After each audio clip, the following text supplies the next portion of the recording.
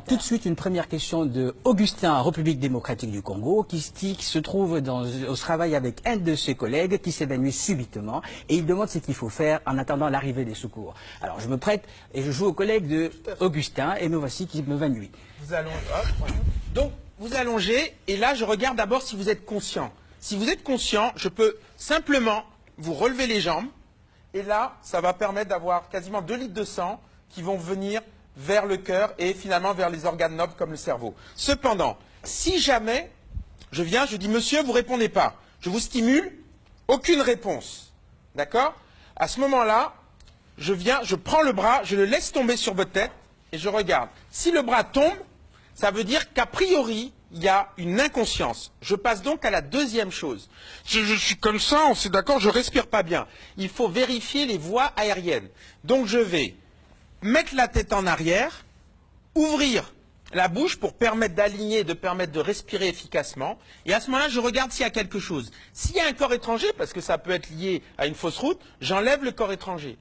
Il n'y en a pas, j'ai libéré les voies aériennes, j'ai dégrafé bien sûr le col et le pantalon. Et à ce moment-là, j'appuie et je regarde. Et je regarde le thorax, j'écoute et je sens, les 3 sens.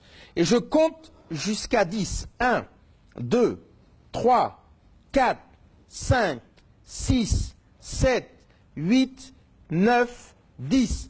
Si la personne respire, j'appelle déjà parce que là, je sais qu'il est au minimum dans le coma, puisqu'il est inconscient et qu'il respire. J'appelle, je fais appeler s'il y a quelqu'un, les secours. Et moi, je vais à ce moment-là, parce qu'il est inconscient et ne respire pas, le mettre en position latérale de sécurité. On peut le mettre d'un côté ou de l'autre. Il n'y a plus d'importance aujourd'hui. Je prends la jambe, je la cale, je prends le bras, je le mets sur la joue, je prends l'autre bras, si j'ai décidé de le mettre sur le côté gauche, et à ce moment-là, je peux me mettre de l'autre côté pour accompagner, ou si je suis là, simplement le haut du genou, là je prends l'épaule et le coude, et tout doucement, je le place sur le côté. Je vérifie, vous voyez, la tête est bien, je peux même mettre un coussin.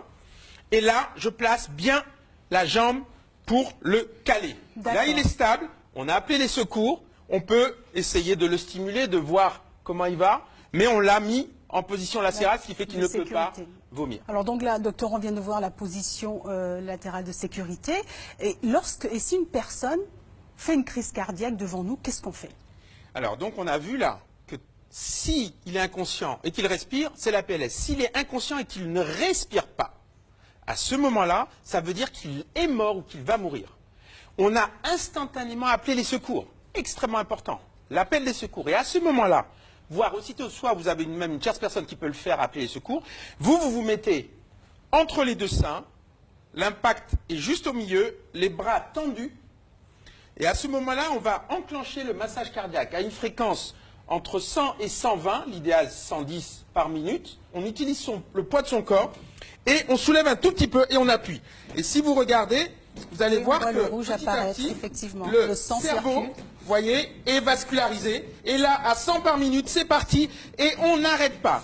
Si jamais, ouais, c'est parti, je suis à la verticale et je peux tenir. Il n'y a pas de risque de briser quelque chose? Il est déjà mort.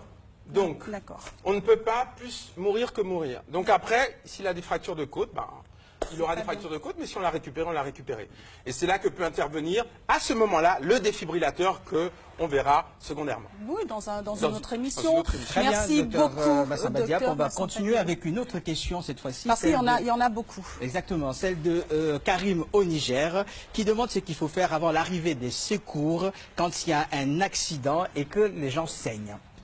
Alors, la première chose dans un accident, là c'était un malaise au travail. Là, dans un accident, c'est encore plus net, il faut déjà sécuriser. Mais vous sécurisez les lieux et vous commencez à agir. Et pour les hémorragies, alors qu'est-ce qu'on fait?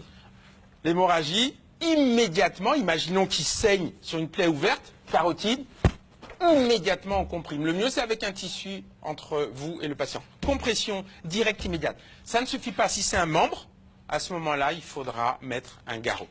Alors donc on va en Guinée-Conakry avec Kaba qui demande quel geste adopter pour sauver la vie d'une personne qui se noie. Alors, la première chose, bien évidemment, il faut la sortir le plus vite possible. Et à ce moment-là, il y a différents stades. On n'aura pas le temps de les détailler, mais en tout cas, il y a les stades, je dirais, où la personne est consciente. Et donc, il va falloir, selon la gravité, l'amener éventuellement aux urgences pour qu'il puisse avoir une radio, parce qu'on peut avoir une complication secondaire à 24 heures, donc quelques heures après. Ou alors, il est inconscient. Et l'avantage, on vient de le faire, on le met en PLS. Il est en arrêt. On va à ce moment-là faire le massage cardiaque, mais c'est là où, parce que la cause de la mort, c'est l'anoxie à cause de la noyade, c'est là où il faut par contre essayer de le ventiler, de le faire respirer artificiellement avec le bouche à bouche en alternance 32. Alors, une question d'Ousmane au Cameroun qui dit qu'il vient de se faire mordre par un serpent et il demande ce qu'il faut faire. Immobiliser la personne, immobiliser le membre, surtout aucun des produits, entre guillemets, je suis désolé, mais traditionnels, et l'aspi-venin, ça ne marche pas non plus, et c'est uniquement les sérums. Mais en attendant, on l'immobilise pour éviter la diffusion dans le corps. Mais les garrots, jamais.